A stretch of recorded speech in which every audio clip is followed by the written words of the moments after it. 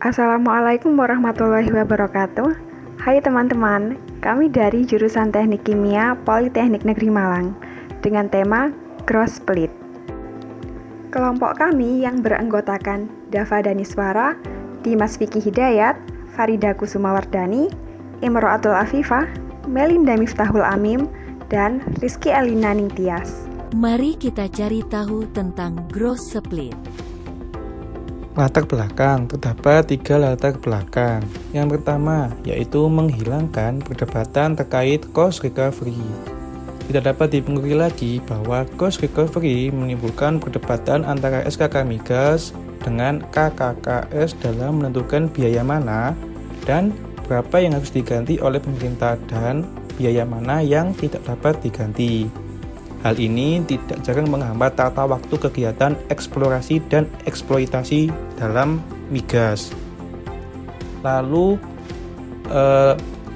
latar belakang yang kedua yaitu menghilangkan unsur cost recovery dalam pola pembagian hasil migas. Latar belakang yang ketiga yaitu menghilangkan dispute cost recovery yang sering muncul antara pemerintah dan juga kontraktor-kontrak kerjasama. Skema growth split adalah skema perhitungan bagi hasil pengelolaan wilayah kerja minyak dan gas bumi antara pemerintah dan kontraktor migas. Perhitungan bagi hasil ini diperhitungkan di muka.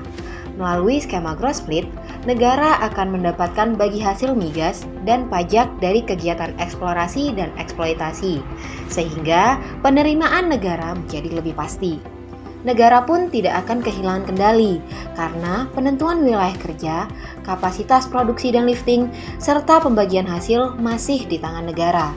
Oleh karena itu, penerapan skema ini diyakini akan lebih baik dari skema bagi hasil sebelumnya, yaitu kontrak bagi hasil cost recovery. Dengan skema growth split, biaya operasi sepenuhnya menjadi tanggung jawab kontraktor. Tidak seperti kontrak bagi hasil skema cost recovery, di mana biaya operasi atau cost pada akhirnya menjadi tanggungan pemerintah. Kontraktor akan terdorong untuk lebih efisien karena biaya operasi merupakan tanggung jawab kontraktor. Semakin efisien kontraktor, maka keuntungannya akan semakin baik. Untuk mendukung penerapan skema growth split ini, Kementerian ESDM telah menerbitkan Peraturan Menteri atau Permen Nomor 8 Tahun 2017 tentang kontrak bagi hasil growth split. Peraturan Menteri ini menetapkan bentuk dan ketentuan-ketentuan pokok kontrak bagi hasil yang memuat persyaratan antara lain kepemilikan sumber daya alam tetap di tangan pemerintah sampai pada titik penyerahan, modal dan risiko seluruhnya ditanggung oleh kontraktor, serta pengendalian manajemen operasi berada pada SKK Migas. Ini sekaligus menghilangkan kekhawatiran hilangnya peran SKK Migas setelah diterapkannya kontrak bagi hasil growth split. SKK Migas masih akan mengawasi pengajuan Plan of Development atau POD, peningkatan lifting migas, keselamatan kerja migas, termasuk tingkat kandungan dalam negeri atau TKDN, serta pengawasan terhadap tenaga kerja dan aset-aset. Dengan semakin fokusnya tugas dan fungsi SKK Migas, maka bisnis proses bagi para kontraktor atau KKKS pun akan lebih cepat. Di samping itu, Peraturan Menteri tentang growth split juga sudah mengantisipasi rendahnya harga minyak, sehingga rendahnya harga minyak bukan menjadi kendala untuk bereksplorasi. Baik, yang selanjutnya kita akan masuk ke perhitungan skema growth split, di mana di sini ada 5 bagian penting yang menjadi dasar untuk perhitungan skema growth split, di mana di sini yaitu yang pertama, perhitungan terdapat pada persentase base split. Base split ini merupakan bagian yang diterima dari kedua belah pihak, di mana untuk negara dan kontraktor akan mendapatkan bagiannya masing-masing. Dibedakan menjadi 2, yaitu untuk minyak.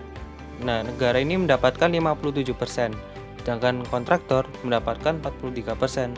Untuk gas bumi, negara mendapatkan sebesar 52% dan kontraktor sebesar 48%. Jadi itu sangat menguntungkan bagi kedua belah pihak dan sudah ditetapkan di aturannya.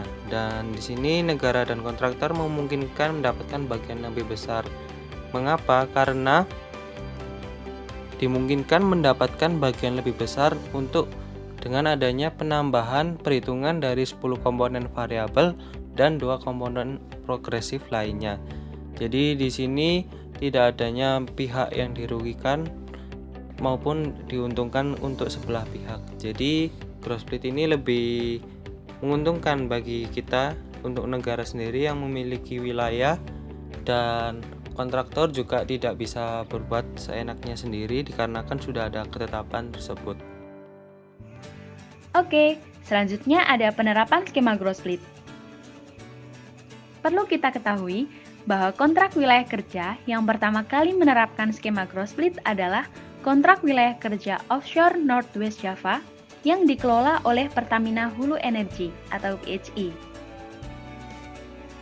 Nah, penerapan skema gross split ini akan difokuskan kepada kontrak wilayah kerja perpanjangan dan kontrak wilayah kerja baru, sehingga kontrak wilayah kerja yang masih berjalan akan tetap dihormati hingga batas waktu kontrak berakhir.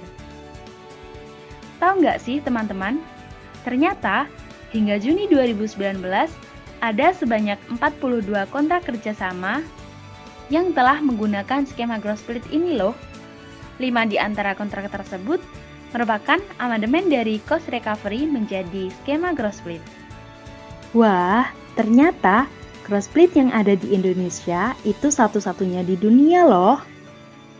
Di Indonesia, splitnya bukan per kontrak, jadi sangat mungkin dalam satu wilayah kerja, kompleksitas lapangannya berbeda-beda. Sehingga di dalam satu blok bisa memiliki split yang berbeda-beda. Misalnya, ada satu lapangan, setengah offshore, setengahnya lagi onshore. Yang offshore lebih kompleks daripada onshore, maka berbeda pula splitnya. Demikian penjelasan terkait skema gross split. Semoga membantu.